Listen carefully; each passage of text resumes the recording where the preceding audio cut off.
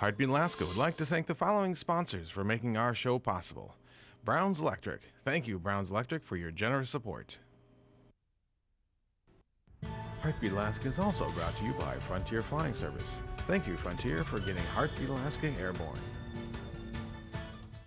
Heartbeat Alaska is made possible by Kupik Carlisle Transportation, your full-service transportation and logistics company. And a special thank you to Scan Home and Scan Office Furnishings.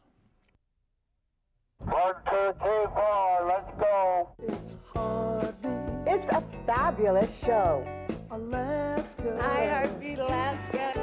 It's Heartbeat. Alaska. Pull up a chair and enjoy the show. Hear it from Sitka to Barrow. Gather around for Jeannie's show. It's the Aleut, the Indian and the Eskimo. It's the Aleut, the Indian and the Eskimo. Welcome one, welcome all. Hello, everyone, and welcome to Heartbeat Alaska Native News and Information.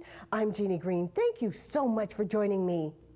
Today, we take a look at a problem that has invaded the lower 48 and is creeping its way into Alaskan lives. The problem is diabetes, and it's preventable. We travel to the Norton Sound area thanks to Norton Sound Health Corporation.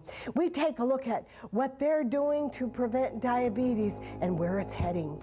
We're driving 70 miles an hour towards a brick wall, and that is going to hit us eventually as the population ages. It's becoming a huge problem, and a lot of it is just a change in lifestyle. A person doesn't have to exercise regularly in their daily life in order to get by. For example, they're not walking behind a plow. You know, if you look back 50 years from now, people then were a lot more active, a lot more mobile. You know, they had to walk to places or maybe even dog mush. Whereas now we have the convenience of transportation. We have snow machines, we have four-wheelers, we have vehicles.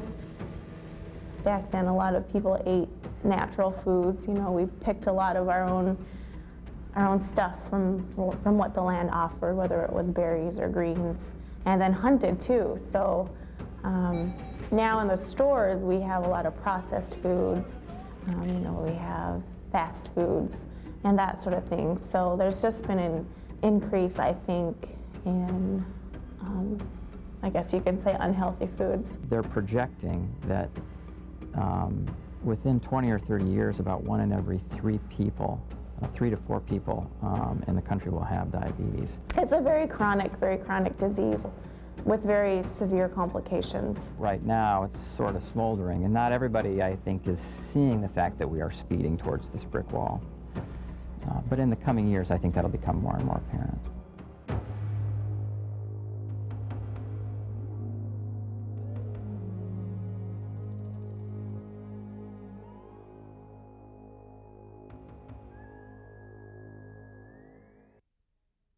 Diabetes is such a common disease, a disease common in many areas of the United States, too common in fact. In fact, it's common around the globe.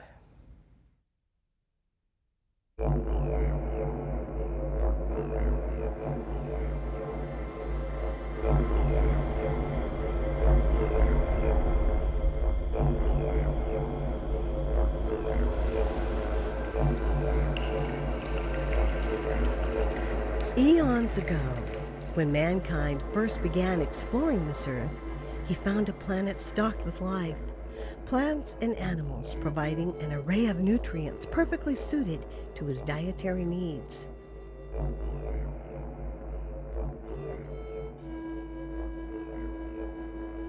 The process of gathering food and providing for others kept him active, and a balance was formed between what he needed and what he used.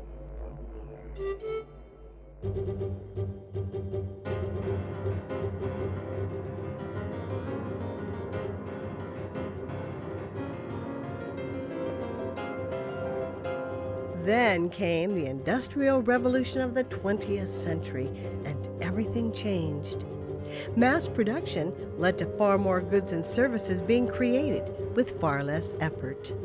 Labor-saving innovations like the automobile made it possible to travel great distances quickly. Food processing techniques and chemicals were developed to prolong shelf life, protect against insects, and enhance flavor. These changes have come at a cost to our human bodies.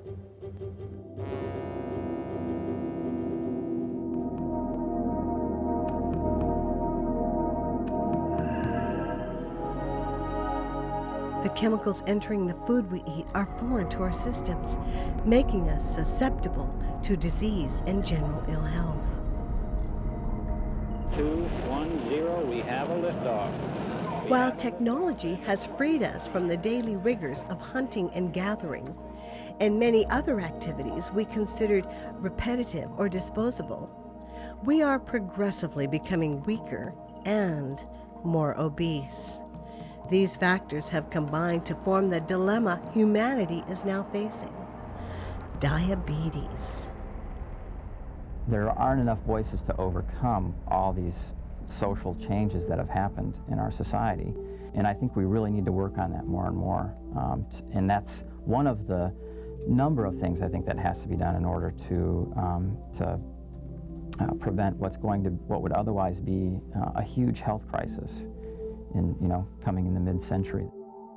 We will examine the problem as it exists and look at some of the ways people are fighting it. We'll travel to villages in the Norton Sound area, where a well-known and respected dog musher is speaking to school children about what they can do to prevent the disease. We will come away with a better understanding of why diet and exercise are crucial if we are going to eliminate the scourge of diabetes.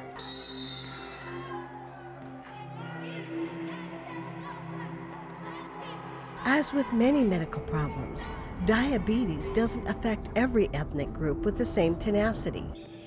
While no one is immune to its effects, Asians and African Americans are more prone to the disease than Caucasians, and Native Americans are 2 to 3 times more likely than Caucasians to develop diabetes. With this sobering thought, here in the Norton Sound region of Alaska, an effort is being made to head it off at the pass. Until recently, the combination of remoteness, natural foods, and active lifestyle has delayed the onset of diabetes in Alaska's native population. Just like everywhere else, however, Western culture is bringing its processed foods and sedentary living habits to the 49th state. We're kind of fortunate in Alaska because we've seen in the lower 48 where it's a lot more prevalent now. And I don't know why just yet it hasn't quite reached Alaska. Those numbers that they're seeing down in the lower 48 haven't quite reached Alaska yet. But the great thing is, because we're at the stage where it can be prevented, that's why we're doing all these activities and these programs and awareness. We're just trying to bring diabetes awareness to the region because those numbers can be stopped. It doesn't have to happen. The nice thing is diabetes can be prevented. You can avoid it, and once you get it, you have it for life. And I don't think a lot of people around here know that.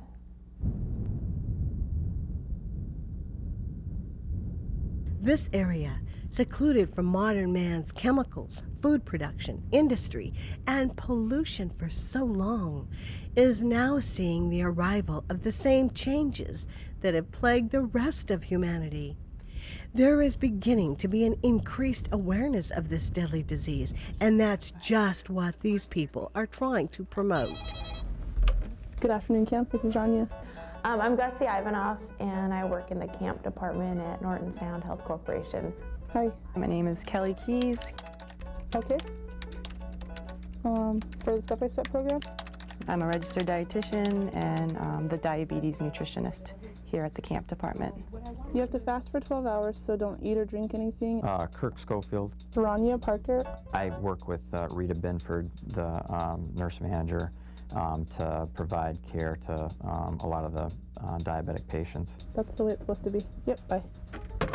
I oversee the whole program and what different activities we do. I'm a contact person for everybody. I kind of try to organize who's going to be doing what and who's taking care of the different programs that we do.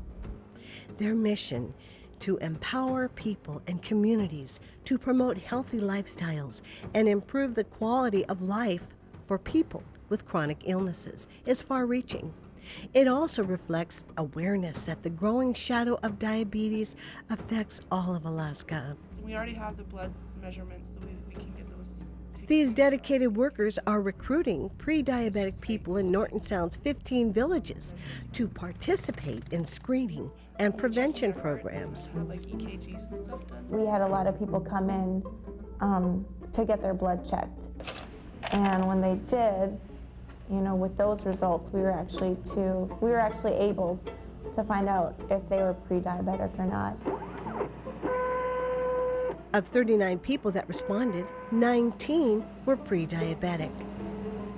Once the risk was established, the camp staff mobilized to fight it. They're taking a novel approach to treatment. Instead of just fixing the symptoms of diabetes, they're educating people about how it begins and putting patients in control of their own care. What I see is that people change to some degree in relation to how much time and effort is put into helping them understand the need for change. It's a very chronic disease. It shortens your lifespan. It comes with very severe complications. And usually it's not diabetes itself that kills somebody, but it would be one of the complications that comes with it, like heart disease is the major one, kidney failure, and poor circulation. A lot of people end up getting decreased blood flow to their limbs, and so a lot of times they even get sores on the bottoms of their feet. You know, and they can't feel them, they're numb in the feet. So that's one thing that you have to get checked regularly is are your feet. What we like to say is that patients are the only player in the game, and that we're only coaches. And you know, it's going to take them being the primary person involved. We can spend a lot of time coaching and helping them to navigate this whole new issue that they have in their life, but it's really something that they need to focus on. Medications are being developed and organ transplants can sometimes help, but doctors and researchers agree the best thing to do is to keep healthy and avoid the problem in the first place. If there is a cure, it's going to be a number of years down the road. And the other thing is if we just said, okay, let's not worry about preventing diabetes because now we can cure it, that cure is going to come at a cost economically, and at a cost as far as the patient's quality of life is concerned too. So we as a society and people individually are still going to be better off focusing on prevention. The camp department has developed several community outreach programs to encourage people to keep active. Through many grants, the camp staff is helping communities plan activities that reflect their own needs and cultures. We take a real individual approach to diabetic planning, so it's based on the person, on what they want to do, what they want to know. Well, some of them focus on Eskimo dancing because we encourage people to Eskimo dance and to be active that way. Opening up the gym for gym use, hiring a coordinator to be there at night so that people have something to do at nighttime. One that's going on right now too is the paw prints. It's park and walk, people realizing it's important not to sit. And the idea with that is to add 30 minutes of walking into their day, whether it's walking to work or from work or during their breaks. and it's on top of their regular exercise program. We highly encourage them to live a traditional lifestyle just because it is a lot healthier. If we encourage them to do their traditional activities, they're a lot more active, and eating traditional foods, they're going to be eating a lot healthier foods that their bodies are adapted to. They also enjoy being social with each other. I think that's one of the big things, is also mental health, the mental health behind it. If they're social and having a good time when they're doing something like Eskimo dancing, then they're going to want to do it more often. In the summer, we'll have Summer Size, which targets kids usually, and they have like tons of different activities they can choose from every day. So we're trying to get the kids also. We really focus on the youth, and we really want to start them young, you know, so that it's something that they just continue doing throughout their life.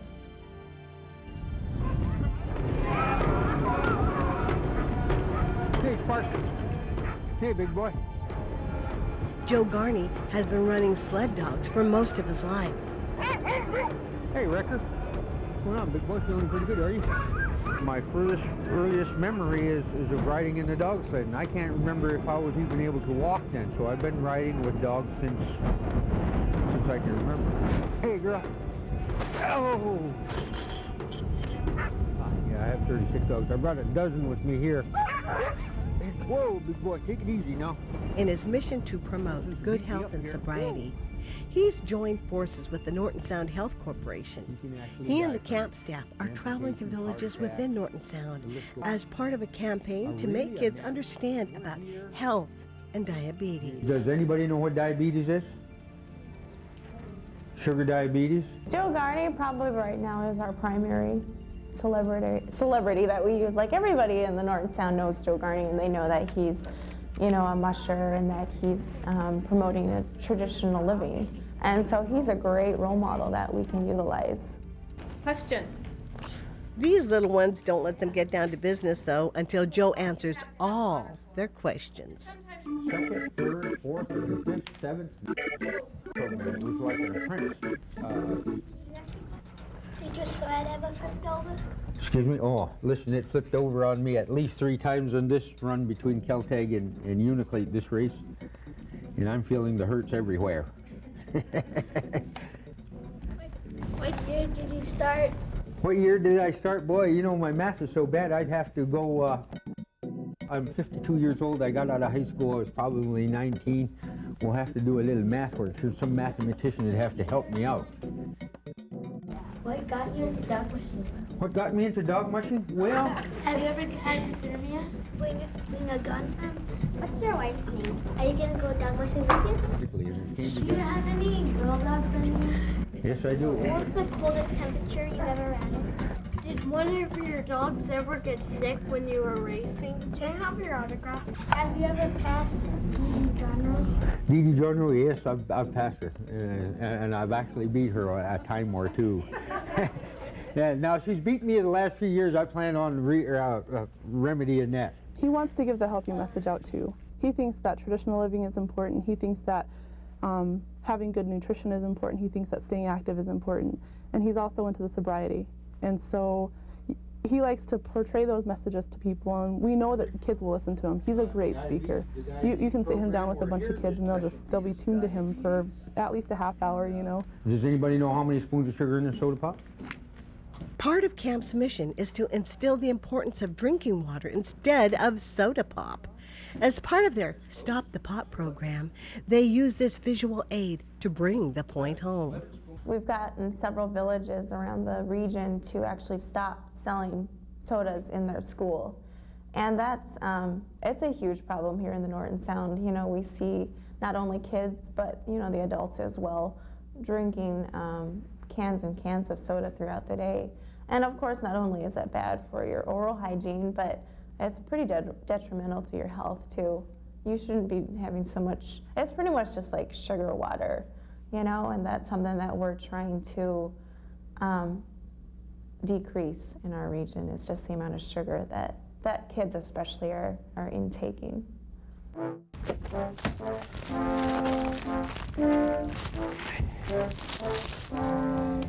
You know, I raise dogs is what I do, and the most important stage is when they're pups. This is the group that I feed the best because they're growing, no different than you are now. You're developing mentally and physically. You will not develop mentally properly if you don't eat well enough. That's a given.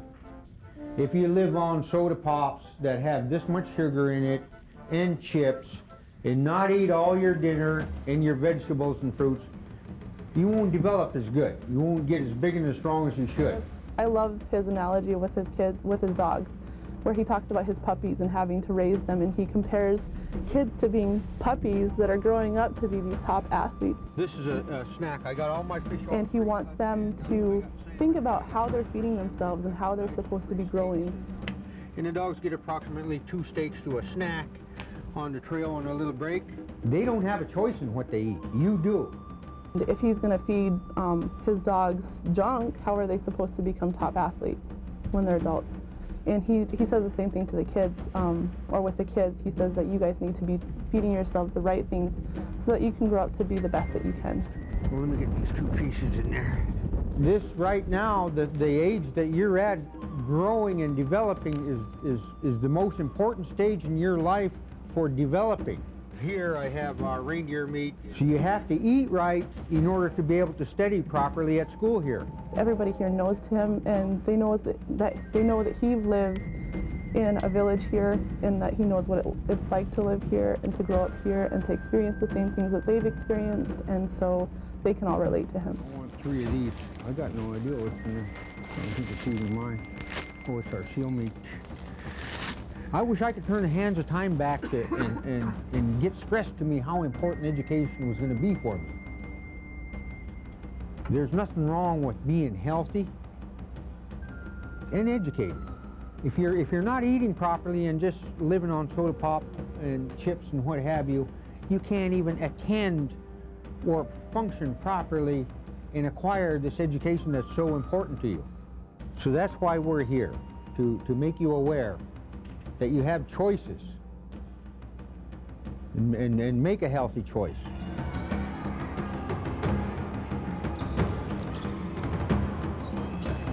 Diabetes can be prevented, and you do have the power to prevent it from happening.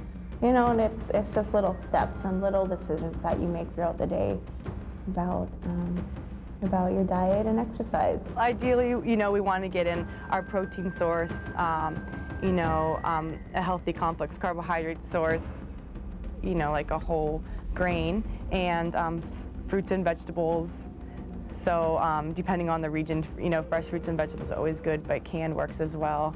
And getting in our dairy sources, so it's really just that balance, drinking water, and cutting down on those real sweetened beverages will really help out to prevent diabetes.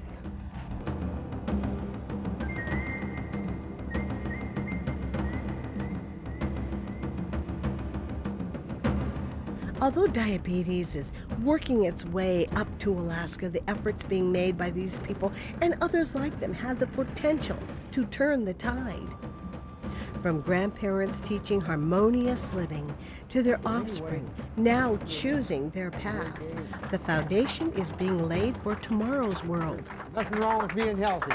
Whether that world will be filled with a strong, healthy population or a group of struggling and ailing people, that's being decided now. Keep on making healthy choices. That's going to get you into your future. The power to stop diabetes lies with the people of this land. Everybody in this region has a choice of whether they're going to get it or not, by making the right choices, the right lifestyle choices. And so, because we have that choice, I hope that most people will take it to heart and decide that they want to live the best life that they can.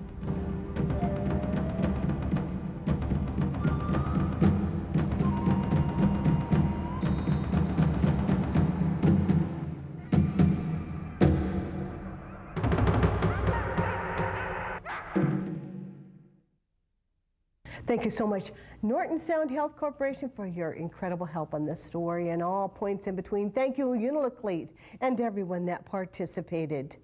Without your help, we wouldn't be able to share diabetes and its prevention with the rest of the state and other states and other countries, in fact. Be looking forward to watching Heartbeat Alaska and other programming.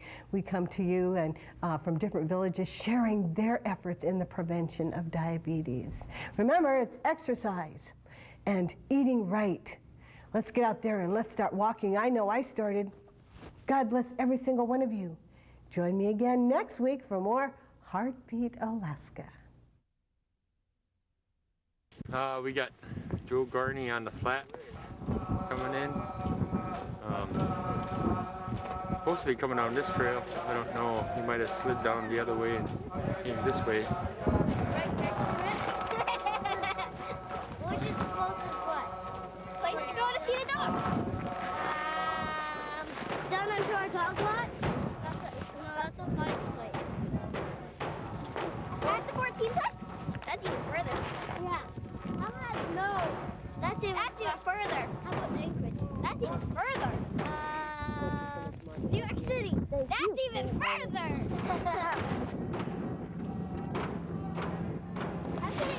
Somebody's coming. That's too good.